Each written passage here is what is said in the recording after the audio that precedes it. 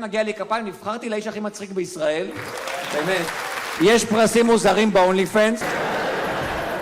לא, אבל קודם כל, באמת סיפור אמיתי, עשו הצבעה במאקו, מי הסטנדאפיסטים הכי אוהבים בישראל, ובחרתם במקום שישי, אז קודם כל המון תודה לכם על האהבה הזאת. זה מאוד ריגש אותי, באמת אני אומר את זה. אם לפני 30 שנה היה בא אליי מישהו בבית ספר ואומר לי, אורי, אתה תהיה סטנדאפיסט מצליח, בחיים לא הייתי מאמין שמישהו מהכיתה מדבר איתי. אבל שאלת איך הגעת לסטנדאפ, אז אני תכנון קלאסי, באמת, תואר ראשון, תואר שני, עתודאי, עבודה, אבל יום אחד קראתי משפט שגרם לי לעזוב את העבודה וללכת להגשים את החלום, משפט השראה מטורף, המשפט היה, ברואר, אתה מפוטר. טוב לעשות דברים חדשים, אם לא הייתי עוזב את העבודה, בחיים לא הייתי מגלה שאני טוב בסטנדאפ וגרוע כמו אל. ההורים שלי תמיד אמרו לי, אורי, אתה תגיע רחוק, ובאמת, הם שלחו אותי לפנימיה בצפון.